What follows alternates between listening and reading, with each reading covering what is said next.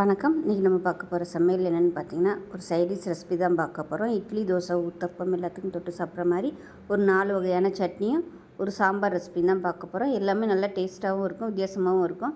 ஒரே போல் செய்யாமல் இது மாதிரி செஞ்சு பாருங்கள். டிஃப்ரெண்ட்டாக டேஸ்ட் நல்லா அட்டகாசமாக இருக்கும். வாங்க அது எப்படி செய்யலாங்கிறத பார்க்கலாம். இட்லி, தோசை, ஊத்தப்பம் எல்லாத்துக்கும் தொட்டு சாப்பிட்ற மாதிரி ஹோட்டல் ஸ்டைலில் வேர்க்கடலை சட்னி எப்படி செய்யலாங்கிறத பார்க்கலாம். இதில் வந்து 1 டீஸ்பூன் போல் எண்ணெய் ஊற்றிக்கலாம். எண்ணெய் சூடாகட்டும். எண்ணெய் சூடானதும் நல்லா ஒரு 5லேருந்து 6 பச்சை மிளகாயை வந்து 2ஆக கட் பண்ணிவிட்டு சேர்த்துக்கோங்க. இப்போ இது வந்து வதக்கிக்கலாம். முழுசாக வதக்கினோம்னா எண்ணெயில் போட்டு வதக்கையில் அப்படியே அது வந்து தெறிக்கி வெடிக்க ஆரம்பிச்சிடும். அதனால் 2ஆக கட் பண்ணிவிட்டு சேர்த்துக்கலாம். இப்போ இது வந்து நல்லா வெள்ளையாக வர அளவுக்கு வதக்கிக்கலாம். இப்போ பாருங்கள், பச்சை மிளகா நல்லா வெள்ளையாக வந்துருச்சு. இந்த ஸ்டேஜ் வரைக்கும் நல்லா வதக்கணும். அப்போ தான் காரம் வந்து அதிகமாக தெரியாது. இந்த மாதிரி வதக்கணும்னா அது ஒரு நல்ல ஒரு ஃப்ளேவர் கொடுக்கும் சட்னிக்கு. இதை வேறு பிளேட்டுக்கு மாற்றிக்கலாம். இப்போ ஒரு குக்கர் எடுத்துக்கலாம். இல்லை மெஷரிங் கப்பில் 1/2 கப் அளவுக்கு வறுத்த வேர்க்கடலை சேர்த்துக்கலாம். வறுக்காத வேர்க்கடலையாக இருந்தால் வறுத்துக்கோங்க. இப்போ இதில் ஒரு 3 துண்டு இஞ்சி சேர்த்துக்கலாம். அது கூடவே 1/4 கப்புக்கு துருவின தேங்காய் சேர்த்துக்கலாம். 1/2 கப் வர மாதிரி பொட்டுக்கடலை சேர்த்துக்கலாம். ஒரு கைப்பிடி அளவுக்கு கொத்தமல்லி இலை. இது கூடவே நம்ம வதக்கி வச்சுருந்த பச்சை மிளகாயும் சேர்த்துக்கலாம். தேவையான அளவுக்கு உப்பு. இப்போ தண்ணி சேர்த்துக்கலாம். இப்போ இதை நல்லா நைஸாக அரைச்சிட்டு வந்துட்டு பார்க்கலாம். இப்போ பாருங்கள், நல்லா நைஸாக அரைச்சாச்சு. ஸோ நான் வந்து கெட்டியாக அரைச்சிருக்கேன். நீங்கள் தண்ணியை வச்சுக்கிறதுனாலும் அரைச்சிக்கலாம். இப்போ சட்னிக்கு ஒரு தாளிப்பு கொடுத்துக்கலாம். அதில் ஒரு 2 டீஸ்பூன் எண்ணெய் ஊற்றிக்கலாம். எண்ணெய் சூடானது 1 டீஸ்பூன் கடுகு சேர்த்துக்கலாம். கடுகு பொரிய ஆரம்பிக்கும். கருவேப்பிலை சேர்த்துக்கலாம். இது கூடவே 5 வரமிளகா விதையை எடுத்துட்டு சின்னதாக கட் பண்ணிவிட்டு சேர்த்துக்கோங்க. அந்த வரமிளகா நல்லா அப்படியே வறுபடணும். இதுதான் சட்னிக்கு வந்து நல்ல ஒரு ஃப்ளேவர் கொடுக்கும். இப்போ நல்லா வறுபட்டுருச்சு. இதில் பெருங்காயம் சேர்த்துக்கலாம். இப்போ கேஸ் அமர்த்திடலாம். அமர்த்திட்டு இந்த தாளிப்பை அப்படியே சட்னியில் கொட்டிடலாம். இந்த தாளிப்பை சட்னியில் சேர்த்துக்கலாம். அவ்வளோதான், ஒரு அருமையான வேர்க்கடலை சட்னி ரெடி ஆயிடுச்சு.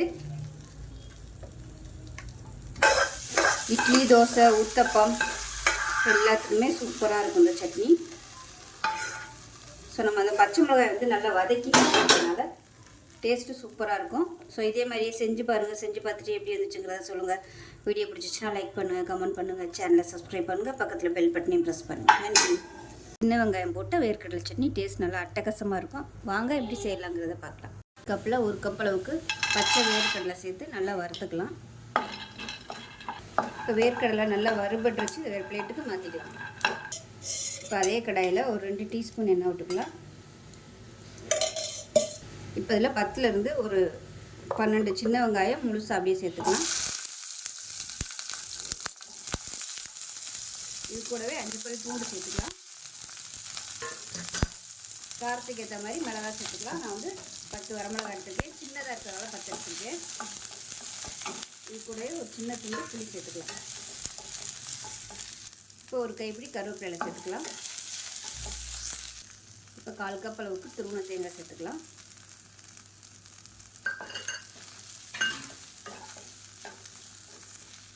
தேவையான அளவுக்கு உப்பு சேர்த்துக்கலாம். அவ்வளோதான், நல்லா வதக்கியாச்சு. அமர்த்திடலாம். ஆறுனதுக்கப்புறமா மிக்ஸி ஜாரில் சேர்த்து நல்லா அரைச்சிக்கலாம். இப்போ இந்த வறுத்த வேர்க்கடலையும் தோல் எடுத்துகிட்டு இப்போ இது எல்லாத்தையுமே மிக்ஸி ஜாரில் போட்டு அரைச்சிட்டு பார்க்கலாம். இப்போ பாருங்கள், சட்னி நல்லா அரைச்சிட்டு வந்தாச்சு. இது ஒரு பவுலுக்கு மாற்றிக்கலாம். இப்போ பாருங்கள், மிக்ஸி அலசிட்டு அந்த தண்ணியை சேர்த்துக்கலாம். இப்போ நல்லா கலந்து விட்டுட்டு எப்பயும் போல் தாளிச்சு கொட்டிக்கலாம். கடுகு, கருவேப்பிலை, வரமிளகா போட்டு. அவ்வளோதான், சூப்பரான வேர்க்கடலை வெங்காய சட்னி ரெடி ஆச்சு. இட்லி, தோசை, ஊத்தப்பம் எல்லாத்துக்கும் சூப்பராக இருக்கும். செஞ்சு பாருங்கள்.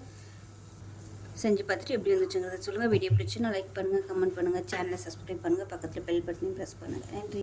ஒரு பேன் எடுத்துக்கலாம். நல்லா ஒரு 3 டீஸ்பூன் அளவுக்கு எண்ணெய் விட்டுக்கலாம். வெங்காயம், தக்காளிலாம் வதக்கணும். அதுக்கு தகுந்த மாதிரி எண்ணெய் விட்டுக்கணும்.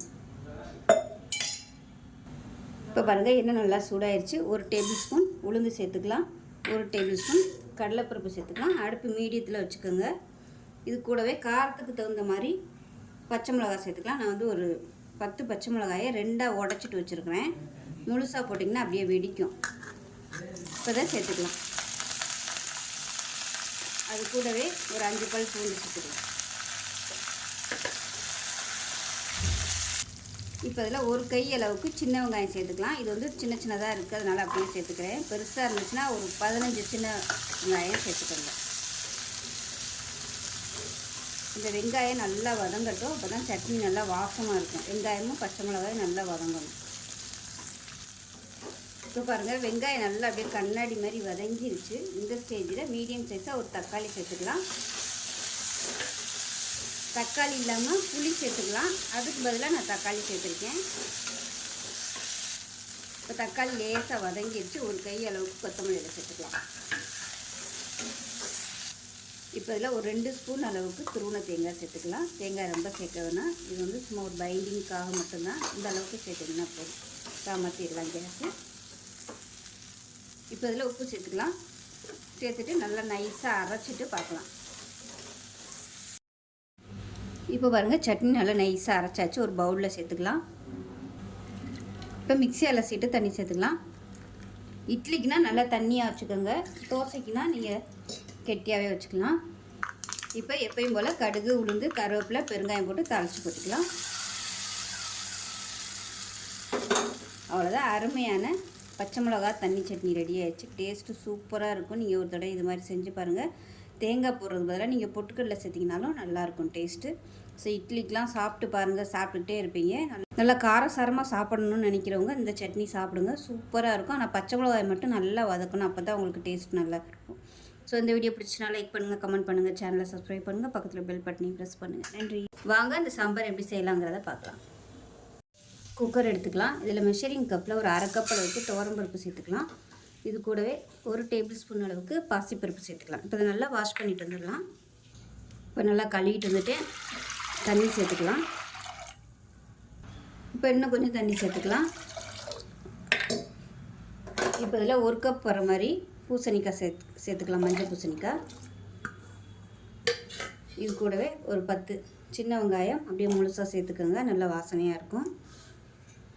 இது கூடவே முருங்கைக்காய் சேர்த்துக்கலாம். இப்போ இதில் 2 பச்சை மிளகாயை உடைச்சிட்டு சேர்த்துக்கலாம். இப்போ மீடியம் சைஸாக ஒரு தக்காளி சேர்த்துக்கலாம். 1/4 டீஸ்பூன் மஞ்சள்தூள் சேர்த்துக்கலாம். இப்போ 1 டீஸ்பூன் போல் எண்ணெய் விட்டுக்கலாம், பொங்கி ஊற்றாமல் இருக்கிறதுக்கு.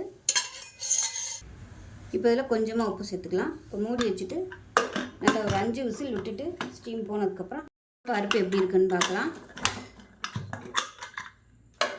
இப்போ பாருங்கள், நல்லா சூப்பராக வந்துருச்சு. இப்போ இந்த முருங்கைக்காயை மட்டும் நம்ம எடுத்துகிட்டு மற்ற எல்லாத்தையுமே மசிச்சுக்கலாம். முருங்கைக்காயோடு சேர்த்து மசிச்சோம்னா குச்சி குச்சியாக வந்துடும். அதனால் முருங்கைக்காயை மட்டும் எடுத்துக்கலாம்.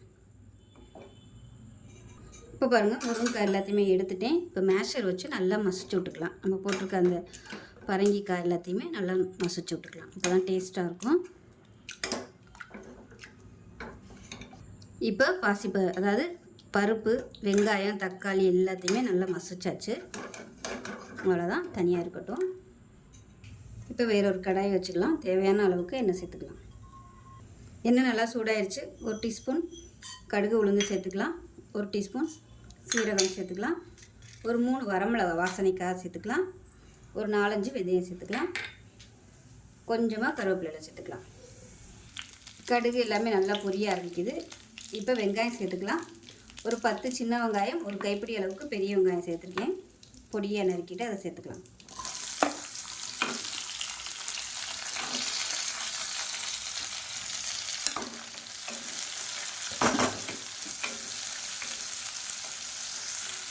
இப்போ வெங்காயம் நல்லா வதங்கிடுச்சு. இப்போ இதில் மீடியம் சைஸாக ஒரு தக்காளி சேர்த்துக்கலாம். மொத்தம் 2 தக்காளி, ஒன்று வந்து பருப்போட வேக விடையில் சேர்த்துருக்கேன். இப்போ ஒன்று சேர்த்துக்கலாம்.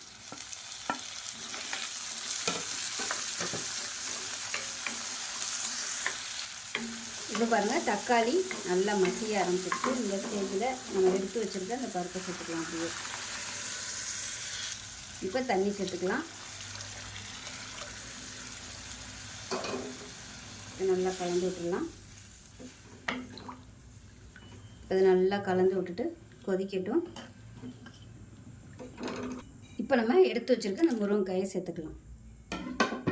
இப்போ நல்லா கொதி வர ஆரம்பிக்கட்டும். இப்போ பாருங்கள் நல்லா கொதிக்க ஆரம்பிச்சிருச்சு. இந்த ஸ்டேஜில் நம்ம வறுத்து வச்சுருக்கோம் இல்லையா, அந்த பொடியிலேருந்து நல்லா ஒரு 2 டீஸ்பூன் அளவுக்கு சேர்த்துக்கலாம். இந்த அளவுக்கு சேர்த்துக்கோங்க. சேர்த்துட்டு மிச்சத்தை அடுத்த தடவை யூஸ் பண்ணிக்கலாம். இப்போ நல்லா கலந்து விட்டுக்கணும். இது நீங்கள் தண்ணியில் கரைச்சிட்டு கூட நீங்கள் சேர்த்துக்கலாம். நல்லா மிக்சிங் ஆயிரும். இப்போ இதில் உப்பு சேர்த்துக்கலாம். உங்களுக்கு அந்த மசாலா டேஸ்ட்டை பார்த்துக்கிட்டு இன்னும் கூட பொடி தேவைப்பட்டுச்சுன்னா சேர்த்துக்கோங்க. நான் வந்து இன்னும் ஒரு டீஸ்பூன் சேர்த்துக்கிறேன். இந்த மாதிரி தூணாப்பில் விட்டுக்கோங்க. அப்போ தான் சீக்கிரமாகவே மிக்சிங் ஆகும். இல்லைன்னா தண்ணியில் கரைச்சிட்டு சேர்த்துக்கோங்க. இப்போ பாருங்கள் சாம்பார் சூப்பராக ரெடி ஆயிடுச்சு. கெட்டியாகிடுச்சுன்னா சுடுதண்ணி கலந்து கொதிக்க விட்டுக்கோங்க. இப்போ மேலாப்பில் கொத்தமல்லியில் சேர்த்துட்டு மாற்றிடலாம். ஸோ இது மாதிரி ஒரு தடவை சாம்பார் செஞ்சு பாருங்கள். டேஸ்ட்டு சூப்பராக இருக்கும். நீங்கள் இதே மெத்தடில் வெறும் பாசிப்பருப்பில் கூட செய்யலாம்.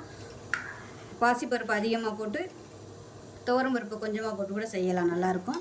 ஸோ அவ்வளோதான். இந்த வீடியோ பிடிச்சிச்சுன்னா லைக் பண்ணுங்கள், கமெண்ட் பண்ணுங்கள், சேனலை சப்ஸ்கிரைப் பண்ணுங்கள், பக்கத்தில் பெல் பட்டனையும் ப்ரெஸ் பண்ணுங்கள். நன்றி.